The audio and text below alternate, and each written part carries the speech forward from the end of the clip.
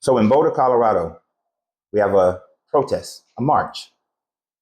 People standing in solidarity with Israel for the hostages that are still being held. Now, let me say with beyond a shadow of a doubt, I do not agree with anyone attacking someone else and stealing their agency to be able to live and breathe. Not in the slightest. Do not get that confused. I believe that everybody has a right to live, a right to breathe. I believe everybody has a right to freedom, and no one should be held hostage, whether they are Israelis or Palestinians, or whether they are any person whatsoever.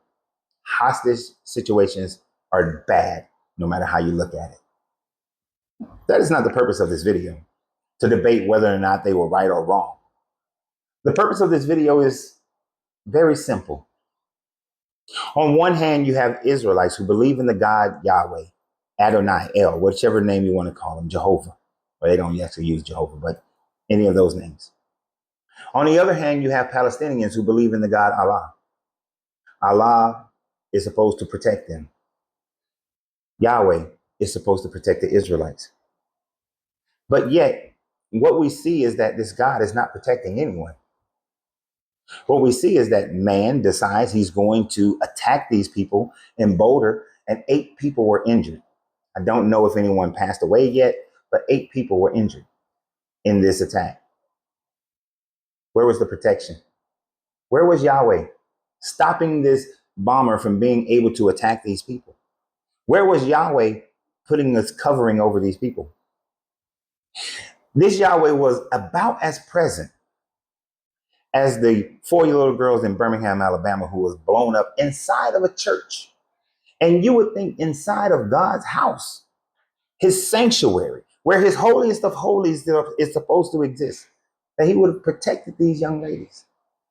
That we have this young man going into a church with a firearm, I believe it was in South Carolina, and just shooting 19 people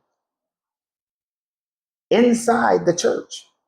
If it happened on the street, maybe God wasn't on the street. Maybe his omnipresence wasn't there. But you would think in his house, it's completely different. You see, if you were to come and try to break into my home, I know all the ins and outs of this house. I've already ran through precautionary situations and know exactly how I would protect my family inside this house.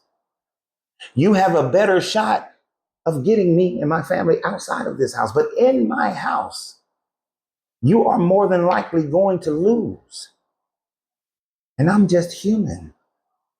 But in the house of your God, 19 people, 19 people slain by a lone gunman who claims to be Christian.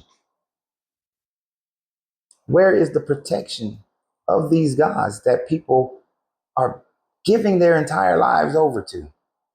Every time there's a bombing, every time there's a war, every time there's any of these events, we see those people who claim to be believers in this God constantly not being protected by this God.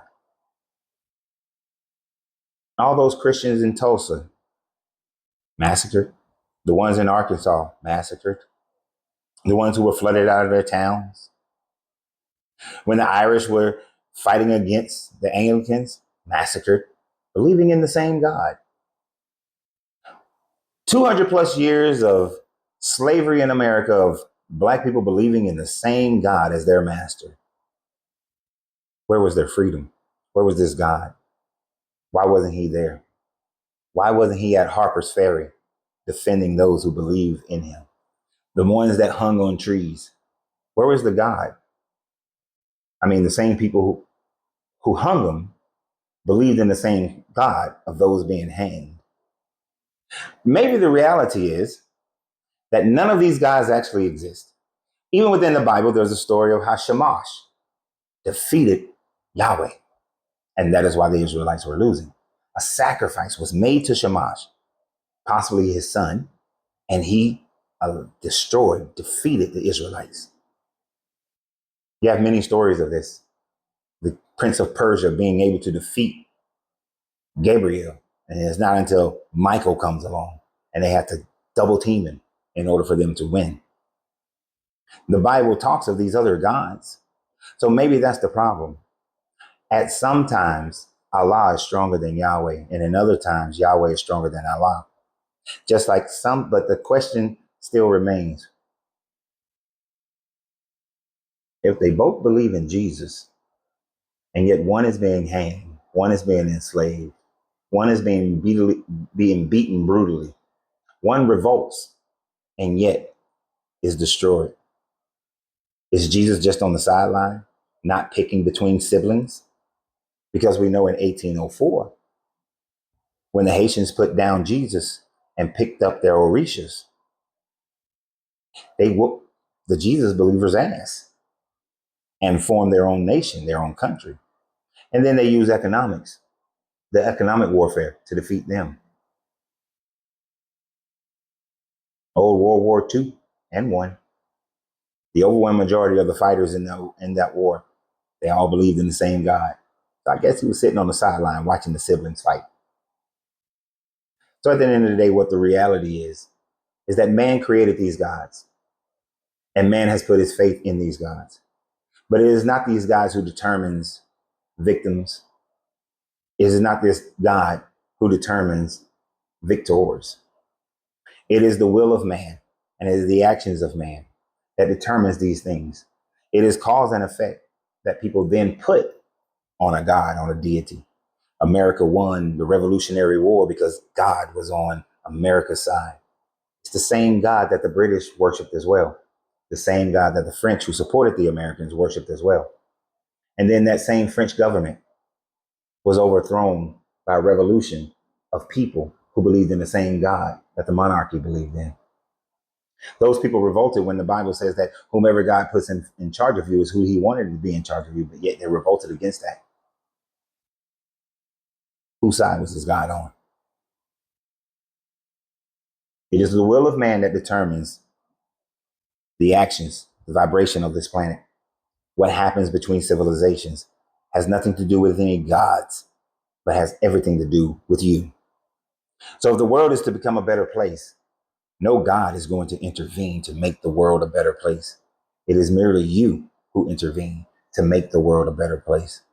If you want to be a despot, you want to control, you want to destroy, there is no God that will help you to do that. You do it yourself.